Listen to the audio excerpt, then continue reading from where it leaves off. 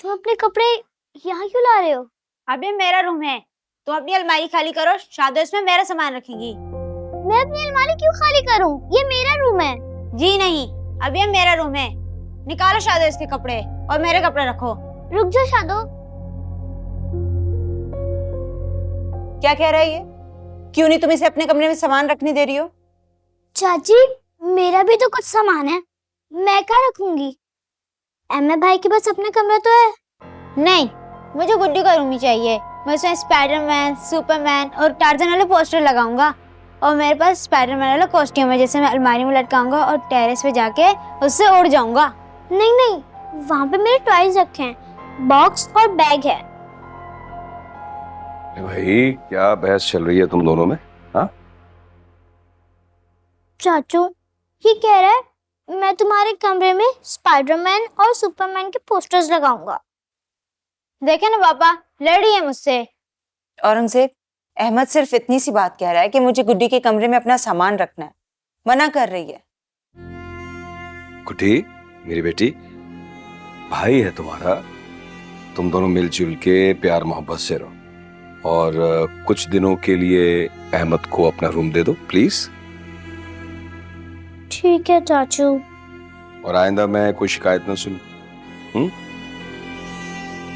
पापा मैं तो कुछ नहीं कहता, बस ये गुड्डी है ना, यही हर बात में मुझसे लड़ाई करती है। वैसे बड़ी फसादी भतीजी है आपकी। मजाल है जो बच्चों के साथ मिलजुल के उसे खेलना आता, सारा दिन बच्चों से झगड़ा करती रहती है और मेरे मना करने पर उल्टा बदतमीजी करती है।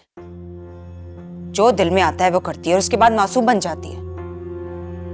कैसी औरत हो तुम, बच्चों को समझा नहीं सकती हो?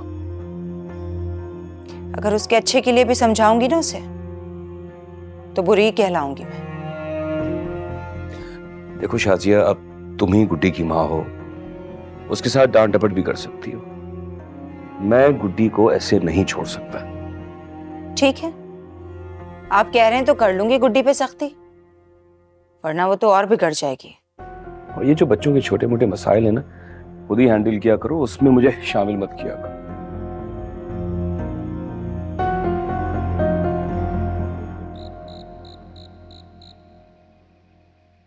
औरंगजेब, मैं तो कहती हूँ कि अपना घर बेच देते हैं और जिस दोस्त के साथ आपने पार्टनरशिप की हुई है ना, वो भी खत्म करते हैं।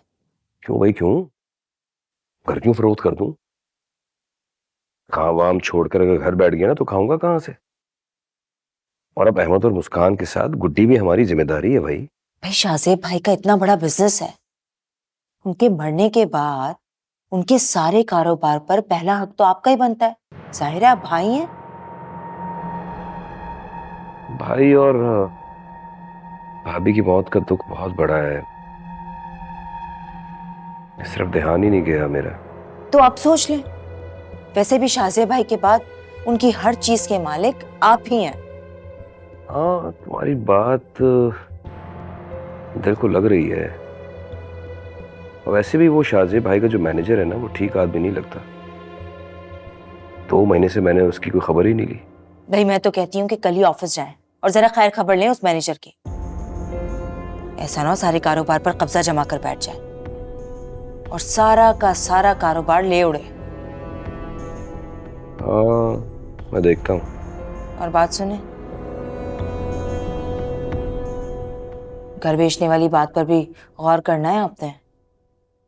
उसका बाद में सोचेंगे, अभी और करने वाले बहुत सारे काम हैं। और वैसे भी इतने बड़े घर के होते हुए हमें पुराने घर में जाने की क्या जरूरत है? ये सब हमारा ही तो है ना? और हमारे बच्चों का भी। अपने बच्चों के लिए तो कर रहे हैं ये सब।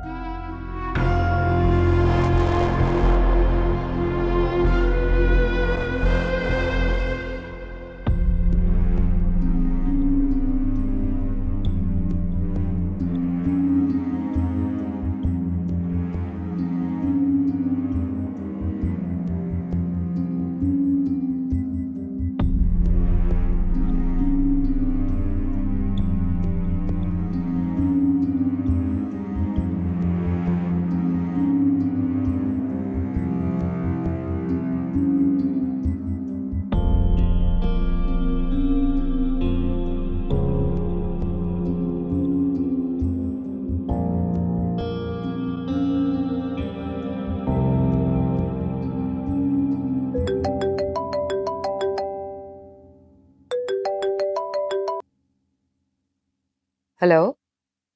खाला, अब कब आएंगे मुझसे मिलने? गुड्डी, रो क्यों रही हो, क्या हुआ? नहीं, मैं रो तो नहीं रही, बस आपकी याद आ रही है।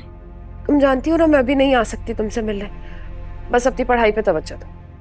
क्यों खाला?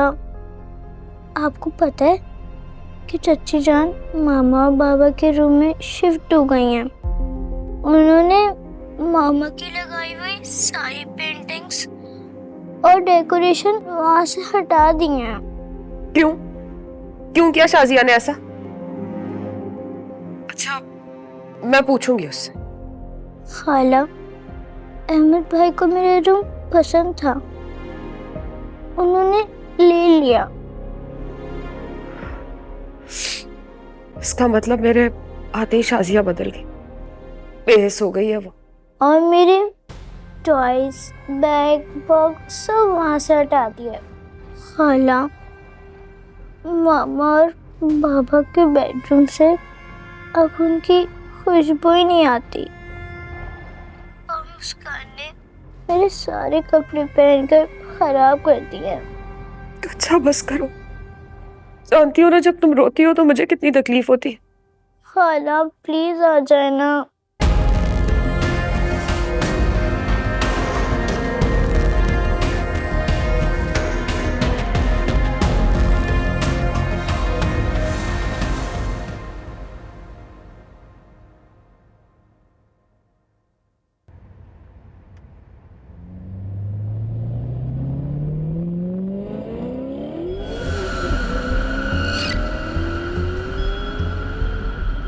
ये गाड़ी को क्या हो रहा है? देखा, ड्राइवर बहाने बना रहा है गुड्डी को जो पहले से छोड़ना है। नहीं नहीं बेटा अहमद, गाड़ी देखो ये क्या हो गया, गाड़ी गाड़ी खुद ब खुद चल रही है। देखो मेरे हाथ भी छूटे हुए हैं।